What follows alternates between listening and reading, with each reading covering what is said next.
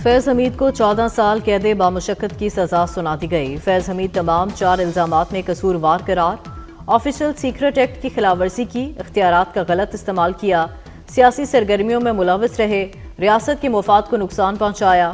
फैज़ हमीद पर शहरियों को नाजायज़ नुकसान पहुंचाने का इल्ज़ाम भी था। ISPR के मुताबिक फैज़ हमीद को दिफा के लिए वकील समेत तमाम कानूनी हकूक फराहम किए गए।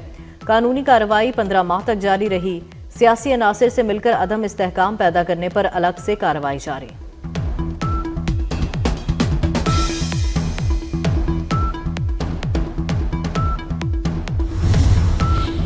सिंध, पंजाब और खैबर पख्तूनख्वा के मुख्तलिफ इलाकों में धुंध, हद निगाह मुतासर होने पर मोटरवेज कई मकामात से बंद। पंजाब के मुख्तलिफ शहरों में फ़ज़ाई आलूदगी बददस्तूर बरकरार। लाहौर आलूदा तरीन शहरों की फहरिस्त में दूसरे नंबर पर।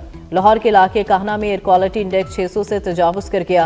गुजरांवाला, रहीम यार खान, मुल्तान की फ़ज़ा में इंतहाई मुज़र सेहत।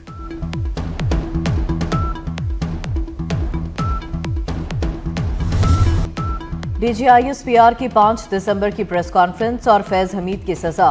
लेफ्टिनेंट जनरल अहमद शरीफ चौधरी ने कहा था, फैज़ हमीद और उनसे जुड़ा एक केस चल रहा है।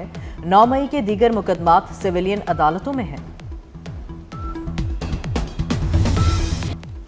फैज़ हमीद को सजा तारीखी फैसला है। यह फैसला पैगाम है, आइंदा ऐसी गलतियां न की जाएं। Chairman Peoples Party Bilawal Bhutto की चिन्नौट में मीडिया से गुफ्तगू। कहा, सियासी जिंदगी में अपने वक्त के 2 फिरौन देखे। बानी PTI और फैज़ हमीद मकाफात अमल भुगत रहे हैं। फैज़ हमीद के खिलाफ मजीद तहकीकात और ट्रायल बाकी है। बदअमनी की सूरत में गवर्नर राज का ऑप्शन मौजूद है।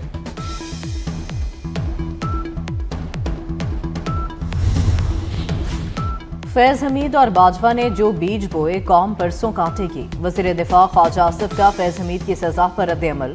वज़ीर इत्तलात अता तारड़ ने कहा, फैज़ हमीद के खिलाफ फैसला तारीखी है। रेड लाइन क्रॉस करने वाले शख्स को सजा हुई।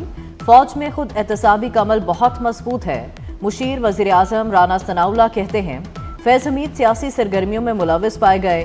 फैज़ हमीद किसी सियासी जमात या सियासतदान के साथ मुलविस थे।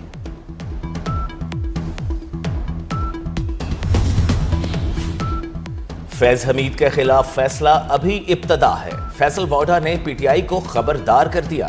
24 न्यूज से खुसूसी गुफ्तगू में कहा, बानी और तहरीक इंसाफ वालों के लिए अजाब आने वाला है।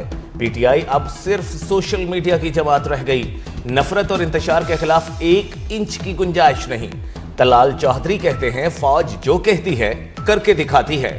फौज में सबका एक जैसा एहतसाब होता है। फैज़ हमीद जैसी मिसाल दुनिया में और कोई नहीं।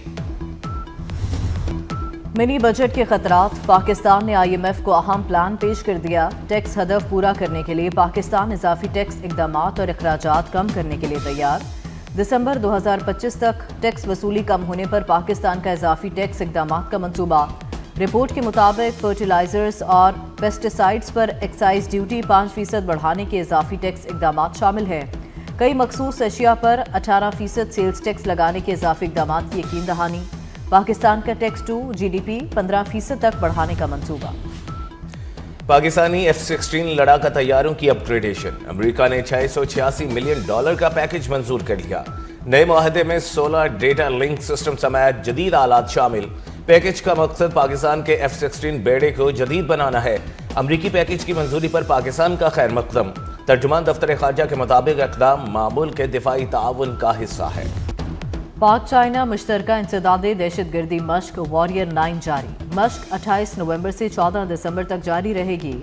मश्क का मकसद बाहमी राब्ता और ऑपरेशनल हम आहंगी में इजाफा है।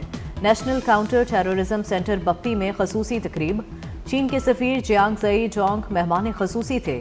Chief of general staff Pakistan army की बतौर गेस्ट ऑफ ऑनर शिरकत।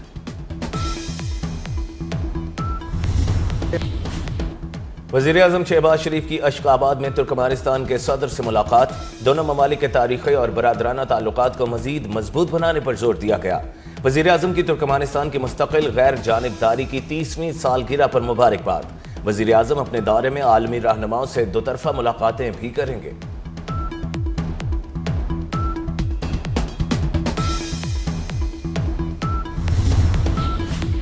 वज़ीर दाखिला मोहसिन नकवी का बेल्जियम का दौरा। यूरोपीय यूनियन के कमिश्नर बराए दाखिली अमूर भी मोहसिन नकवी के मुख्तरफ निकले। غیر قانونی تارکین کے یورپ جانے کی کوششوں میں نمایاں کمی پر خراج تحسین پیش کیا۔ محسن نقوی کے دورہ وزارت میں غیر قانونی یورپ جانے والوں میں 47% کمی ہوئی۔ ملاقات میں غیر قانونی امیگریشن کی روک تھام، انسانی اسمگلنگ کے خلاف اقدامات اور باہمی تعاون بڑھانے پر تبادلہ خیال، معلومات کے تبادلے سمیت تمام ممکنہ تعاون بڑھانے پر اتفاق۔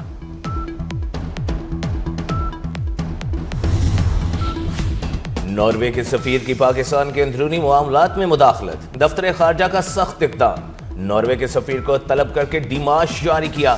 سپریم کورٹ میں ایمان مزاری کے کیس کی سماعت میں ناروے کے سفیر نے شرکت کی تھی۔ بنگلہ دیش کی تاریخ میں پہلی مرتبہ ایک ہی دن قومی انتخابات اور ریفرنڈم کرانے کا شیڈول جاری۔ انتخابات اور ریفرنڈم کے لیے ووٹنگ 12 فروری 2026 کو ہوگی۔ کاغذات نامزدگی جمع کرانے کی آخری تاریخ 29 دسمبر مقرر۔ جانچ پڑتال 30 دسمبر سے 4 جنوری تک ہوگی۔ لندن کے بعد نیو یارک میں بھی پاکستان سپر لیگ کا میلہ سجے گا۔ نیو یارک میں P S L road show 13 دسمبر کو ہوگا۔ پی سی بی کے مطابق تقریب کا مقصد سرمایہ کاروں کو پی ایس ایل انتظامیہ سے جوڑنا ہے۔ لاہور جیلانی پارک میں گل داؤدی فیسٹیول جاری، مختلف اقسام کے رنگ برنگے پھولوں کی نمائش، گلابی، پیلے، نارنجی اور سفید رنگ کے پھول ہر عمر کے افراد کے لیے توجہ کا مرکز۔ نمائش میں آبشار اور گاڑی کو بھی پھولوں سے خوبصورت انداز میں سجایا گیا ہے۔ پاکستانی F-16 لڑاکا طیاروں کی اپ گریڈیشن، امریکہ نے $686 ملین کا پیکج منظور کر لیا۔ نئے معاہدے میں 16 ڈیٹا لنک سسٹم سمیت جدید آلات شامل۔ پیکج کا مقصد پاکستان کے F-16 بیڑے کو جدید بنانا ہے۔ امریکی پیکج کی منظوری پر پاکستان کا خیر مقدم۔ ترجمان دفتر خارجہ کے مطابق اقدام معمول کے دفاعی تعاون کا حصہ ہے۔ پاک چائنا مشترکہ انسداد دہشت گردی مشق واریر 9 جاری۔ مشق 28 نومبر سے 14 دسمبر تک جاری رہے گی۔ مشق کا مقصد باہمی رابطہ اور آپریشنل ہم آہنگی میں اضافہ ہے۔ National counter terrorism centre Bappi میں خصوصی تقریب، چین کے سفیر جیانگ زئی جونگ مہمان خصوصی تھے۔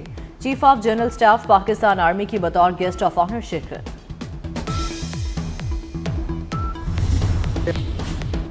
وزیراعظم شہباز شریف کی اشخاباد میں ترکمانستان کے صدر سے ملاقات، دونوں ممالک کے تاریخی اور برادرانہ تعلقات کو مزید مضبوط بنانے پر زور دیا گیا۔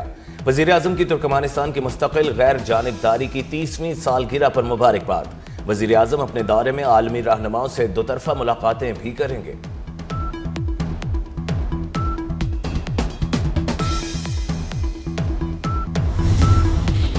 اور امریکی تاریخ کا سب سے بڑا $901 ارب کا دفاعی بل منظور۔ امریکی ایوان نمائندگان میں بل کے 312 حق میں اور 112 مخالفت میں ووٹ آئے۔ بل اب سینٹ میں منظوری کے لیے پیش کیا جائے گا۔ نئے دفاعی بجٹ میں فوجیوں کی تنخواہوں میں اضافہ، رہائش میں بہتری اور یوکرین کے لیے آئندہ 2 سال میں $80 کروڑ کی فوجی امداد شامل۔